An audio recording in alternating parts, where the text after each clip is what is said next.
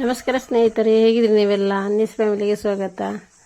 ಇವಾಗ ತುಂಬ ಬಿಸಿಲು, ಸೆಕೆ, ಮೈಯೆಲ್ಲ ಉರಿ ಬರುವ ಟೈಮ್ ಅಲ್ವಾ. ಆದ ಕಾರಣ ಈ ಟೈಮಲ್ಲಿ ಆದಷ್ಟು ತಂಪಾದ ಆಹಾರವನ್ನು ಸೇವಿಸುವುದು ಒಳ್ಳೆಯದು. ಆದ ಕಾರಣ ನಾನೊಂದು ಸ್ಪೆಷಲ್ ಆದ ತಿಂಡಿಯನ್ನು ಮಾಡ್ತಾ ಇದ್ದೇನೆ. ಈಚಲು ಮರದ ಹುಡಿ ಅಂತ ಹೇಳ್ತಾರೆ, ಇಂದು ಪೌಡರ್ ಅಂತ ಹೇಳ್ತಾರಲ್ಲ, ಅದರಿಂದ ಒಂದು ಸ್ವೀಟನ್ನು ಮಾಡ್ತಾ ಇದ್ದೇನೆ. ಅದನ್ನು ನಾನು ಯಾವ ರೀತಿ ಮಾಡಿದ್ದೇನೆ ಅಂತೇಳಿ ನಿಮ್ಮೊಂದಿಗೆ ಶೇರ್ ಮಾಡ್ತಾ ಇದ್ದೇನೆ. ಬನ್ನಿ, ಇದಕ್ಕೆ ಬೇಕಾಗುವಂತಹ ಸಾಮಗ್ರಿಗಳನ್ನು ರೆಡಿ ಮಾಡೋಣ. ಮೊದಲಿಗೆ 3 ಟೇಬಲ್ ಸ್ಪೂನು ಇಂದು ಪೌಡರ್ ಹಾಗೂ 2 ಟೇಬಲ್ ಸ್ಪೂನು ಅಕ್ಕಿ ಹುಡಿ ರೈಸ್ ಪೌಡರ್ ಇದನ್ನು ಹಾಕಿ ಚೆನ್ನಾಗಿ 1 ಗ್ಲಾಸ್ ನೀರಿನಿಂದ ಸರಿಯಾಗಿ ಮಿಕ್ಸ್ ಮಾಡೋದು. ಗಂಟುಗಟ್ಟದ ಹಾಗೆ ಚೆನ್ನಾಗಿ ತುಂಬ ಹೊತ್ತು ಇದೇ ರೀತಿ ತಿರುಗಿಸ್ತಾ ಇರಬೇಕು, ಚೆನ್ನಾಗಿ ಮಿಕ್ಸ್ ಆಗುವವರೆಗೆ. ಕೆಲವೊಮ್ಮೆ ಈ ಪೌಡ್ರಲ್ಲೆಲ್ಲ ಹುಡಿಯಲ್ಲಿ ಏನಾದರೂ ಕಸ ಕಡ್ಡಿ ಇರ್ತದಲ್ಲ, ಆದ ಕಾರಣ ಇದನ್ನು ನಾನು ಸೋಸ್ತಾ ಇದ್ದೇನೆ. ಇದು ಒಳ್ಳೆಯ ಮನೆಯಲ್ಲೇ ತಯಾರಾದಂತಹ ಇಂದು ಪೌಡರ್. 3 ವರ್ಷ ಮೇಲಾಯಿತು ಈ ಪೌಡರ್, ಆದರೂ ಒಳ್ಳೆ ಫ್ರೆಶ್ ಆಗಿದೆ. ಇದು ಬೇಗನೆ ಹಾಳಾಗೋದಿಲ್ಲ. ಈ ಈಚಲು ಮರದ ಪೌಡರ್ ತುಂಬ ಔಷಧಿಯುಕ್ತ ಗುಣವುಳ್ಳದ್ದಾಗಿದೆ. ನಾನು 1.5 ಪೀಸ್ ಅಚ್ಚಿ ಬೆಲ್ಲವನ್ನು ಪುಡಿ ಮಾಡಿ ಹಾಕ್ತಾ ಇದ್ದೇನೆ. 5 ಟೇಬಲ್ ಸ್ಪೂನ್ ಅಷ್ಟು ಇದಕ್ಕೆ ಹಾಕಿದ್ದೇನೆ. ಈ ಪೌಡರನ್ನು ಪ್ರತಿಯೊಬ್ಬರು ಸೇವಿಸಿದರೆ ಒಳ್ಳೆಯದು. ನಿಮಗೆ ಎಲ್ಲಾದರೂ ದೊರಕಿದೆ ಇದನ್ನು ಈ ಟೈಮಲ್ಲಿ ಆದಷ್ಟು ಸೇವಿಸಿ.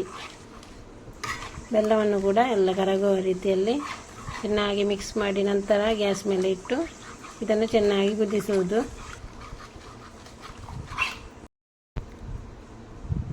ಇದಕ್ಕೆ 1 ಚಿಟಿಕೆಯಷ್ಟು ಉಪ್ಪು ಹಾಗೂ 1 ಕಪ್ನಷ್ಟು ತೆಂಗಿನ ಹಾಲನ್ನು ನಾನು ಸೇರಿಸ್ತಾ ಇದ್ದೇನೆ. ಈ ತೆಂಗಿನ ಹಾಲು ಹಾಕಿದರೆ ತುಂಬ ರುಚಿಯಾಗಿರ್ತದೆ. ನಾನು ದಪ್ಪ ಹಾಲನ್ನೇ ಹಾಕ್ತಾ ಇದ್ದೇನೆ.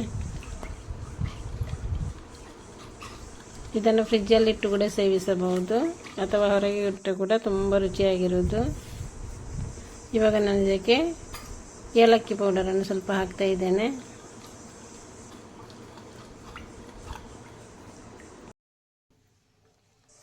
ಹಾಕಿದ ಬೆಲ್ಲ ಎಲ್ಲ ಕರಗಿದ ನಂತರ ಗ್ಯಾಸ್ ಮೇಲೆ ಇಡ್ತಾ ಇದ್ದೇನೆ. ಇದೇ ರೀತಿ ಕೈ ಆಡಿಸ್ತಾ ಇರಬೇಕು. ಒಂದು ಗಳಿಗೆ ಕೈ ಬಿಟ್ಟರೆ ಅದರಲ್ಲಿ ಗಟ್ಟಿ ಆಗುವುದು. ಆದ ಕಾರಣ ಈ ಕೆಲಸ ಮಾಡುವಲ್ಲಿ ಬೇರೆ ಯಾವ ಕೆಲಸಕ್ಕೆ ಹೋಗದಿರುವುದು ಒಳ್ಳೆಯದು.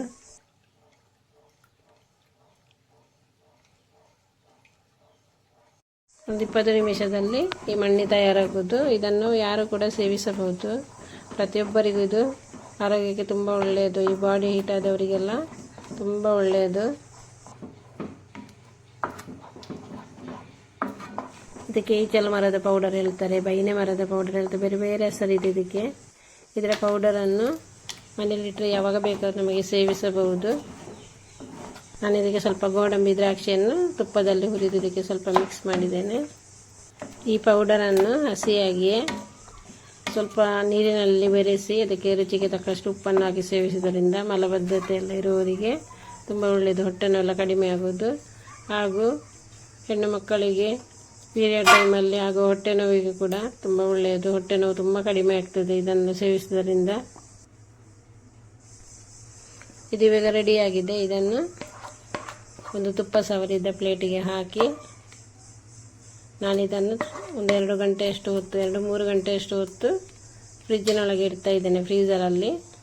ಆವಾಗ ಕರೆಕ್ಟಾಗಿ ಸೆಟ್ ಆಗಿರುವುದು.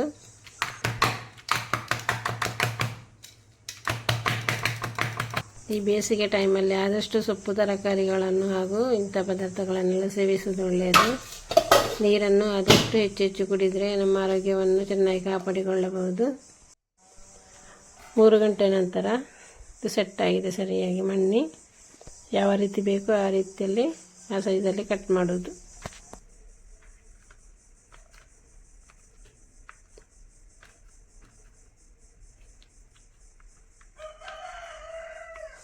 ಈ ಇಂದು ಮರದ ಪೌಡರ್ನ ಥರವೇ ಕೂವೆ ಪೌಡರ್ ಸಿಗ್ತದೆ, ಅದು ಕೂಡ ಇದಕ್ಕಿಂತಲೂ ಒಳ್ಳೆಯದು. ಇದೆಲ್ಲದು ಸಿಕ್ಕಿದ್ರೆ ಅದನ್ನು ಕೂಡ ನೀವು ಮನೆಯಲ್ಲಿ ತಂದಿಡಿ. ಯಾವಾಗ ಬೇಕಾದದನ್ನು ನಮಗೆ ಇಂಥ ಸಮಯದಲ್ಲಿ ಬೇಸಿಗೆ ಟೈಮಲ್ಲೆಲ್ಲ ಸೇವಿಸಬಹುದು. ಒಂದೊಳ್ಳೆ ರುಚಿಯಾದ ಇಂದು ಮಣ್ಣಿ ರೆಡಿಯಾಗಿದೆ. ಆರೋಗ್ಯಕ್ಕೆ ಒಂದು ಒಳ್ಳೆಯದಾದಂತಹ ಒಳ್ಳೆಯ ರೆಸಿಪಿ ಇದು. ನೀವು ಕೂಡ ಇದನ್ನು ಟ್ರೈ ಮಾಡಿ ನೋಡಿ. ನಮ್ಮ ಇಂದಿನ ವಿಡಿಯೋ ಇಷ್ಟವಾದೊಂದು ಲೈಕ್ ಕೊಡಿ, ಶೇರ್ ಮಾಡಿ, ಸಬ್ಸ್ಕ್ರೈಬ್ ಮಾಡಿ. ಇನ್ನು ಮುಂದಿನ ಒಂದು ಒಳ್ಳೆಯ ವಿಡಿಯೋದೊಂದಿಗೆ ಸಿಗೋಣ. ಬಾಯ್.